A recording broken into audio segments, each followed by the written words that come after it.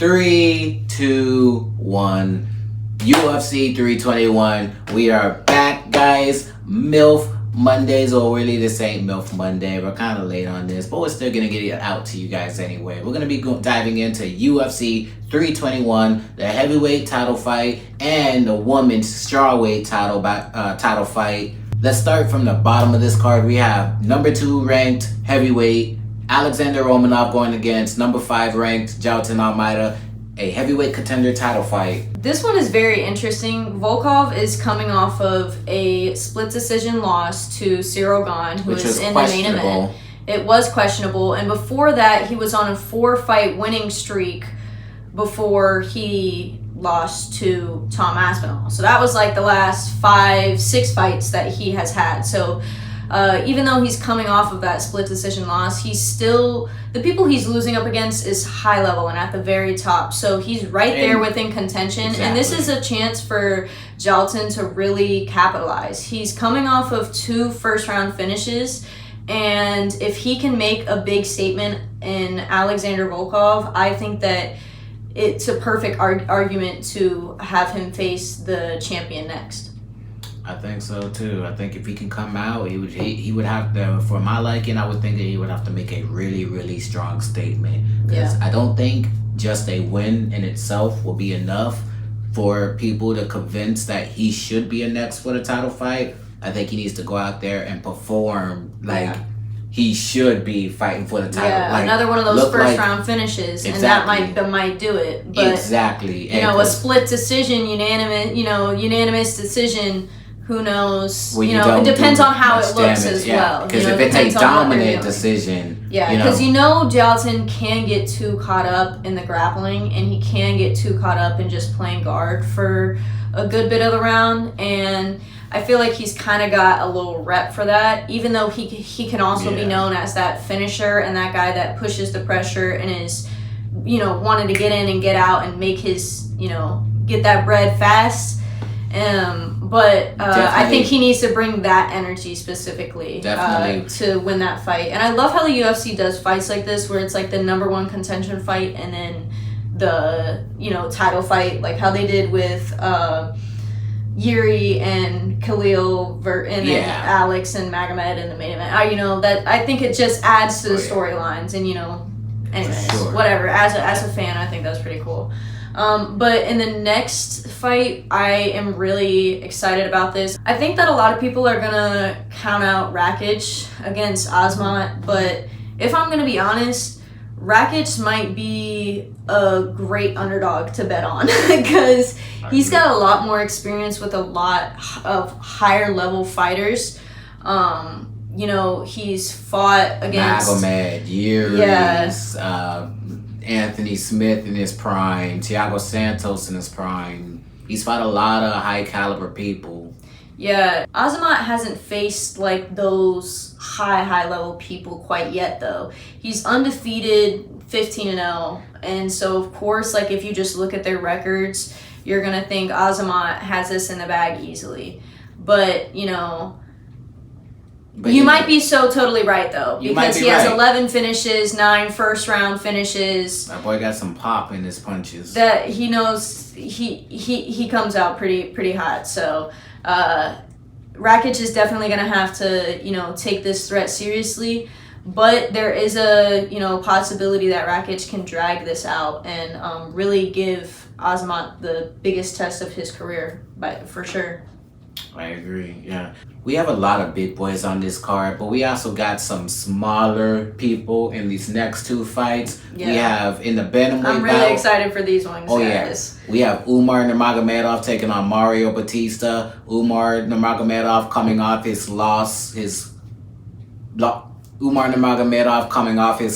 Merab Dvalishvili, who we see now is the greatest bantamweight of all time, who is on an incredible run. And we have Mario Batista, who's coming off his win, the Apache Mix, and his confidence is at an all-time high right now. Yeah, and I think that Mario has earned that right, to feel as confident as he does going into this matchup. A lot of people are going to count him out, but he has strong wins against strong opponents. Right mindset. I really have been liking what he's been saying, leading into this fight, because he's saying that he needs to make a statement. He's saying that he needs to show the difference, not just get a win, which is a different mindset than we've seen from him in the past, like with his Jose Aldo fight. Yeah. If he actually comes out and does what he says he wants to do, then I think the champion that Merab is, I think Merab would have no problem giving Mario Batista a chance. Absolutely. Merab would invite that. Exactly.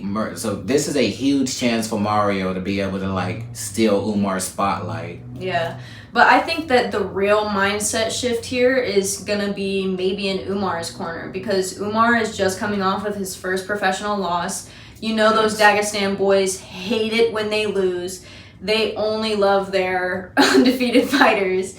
They are, they have a big shoes to fill. Big shoes to fill. Umar has huge shoes to fill.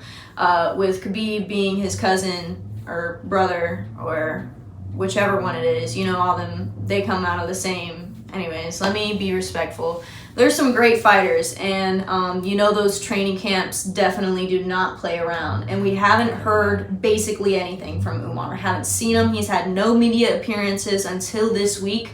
Since his last fight, he has been locked in probably a cold, dark room somewhere in Russia and has been tortured and told that if he doesn't come back and win this fight, he's a disgrace to his country. So he's got a lot of I think so if I'm going to be honest, I think his mindset might be, the one that is going to really be tested and is going to really be changed.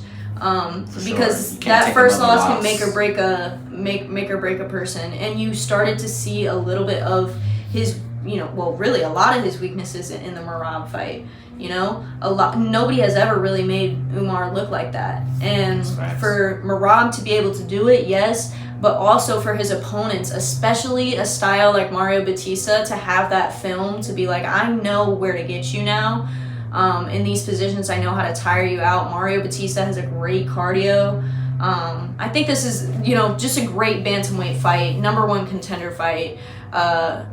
Maybe number one. There's not much going on in the bantamweight division since Merab just beat Corey Sandhagen. But if we're talking about title bouts, we have a title bout next in the women's strawweight. We have Verna Jandiroba taking on Mackenzie Dern. Both of them are grapplers. Both of them are not afraid to scrap on the feet. Yeah. Mackenzie Dern, ultra aggressive fighter. Very, very aggressive. She pushes the pace out the gate. Verna Jandiroba, I would say she's a bit more calculated. I would say she's a bit more technical. For sure. A bit more technical. I think this is a really great stylistic matchup. Yeah. I think that I really think that this one could have the potential to steal fight of the night, in my opinion. It really could have the potential of stealing fight of the night. They need to bring it, though. But that's the thing. They really got to bring it. I know both of them have really great jiu-jitsu. Mackenzie Dern is known for her submission game. She has owned it, but so has Verna. Verna has made her own reputation. I think it's just that Mackenzie has done it for so much longer. She has that, experience in her back pocket, and Verna has really just shot up to the top. But she's faced the top contenders. She's faced the toughest of the toughest to get into this position. I'm really happy because both of these girls deserve an opportunity at the belt. However, the root of the fact is that Weili had to vacate her belt in order to challenge Valentina, which I get, it makes sense, and I understand it, and I'm going to harp on this to the end of time, unfortunately, but, not that these girls are any less champions, but Zhang Weili is really the true champ, and it's sad that Dana did not give her the opportunity to go for a double champ. The true champ. Until the bell rings against Valentina Shevchenko. Yeah. Can't wait for that. That will be the greatest combat sports weekend. Mm-hmm. Just keep in mind for that. Yeah. But to my point, as well, I do want to give credit to the fact that both of these girls are going to bring that energy in the sense that they know their chances at getting that gold, at getting that belt, and leaving their mark on history is right there. It's right in their hands, and it's a different opponent than what they thought. It's not Zhang Weili. They aren't fighting Zhang Weili. This huge mountain is gone, and now you got two warriors. You got two guns pointed at each other, and who's gonna fire first, man? Yeah, no, yeah. Nonetheless, they're two guns that are finna go off, and I'm really excited about that. But the two guns that everybody's waiting to go off is in the main event. Heavyweight championship on the line. Most prestigious title in the UFC. The heavyweight gold. Tom Aspinall taking on Ciryl Gane.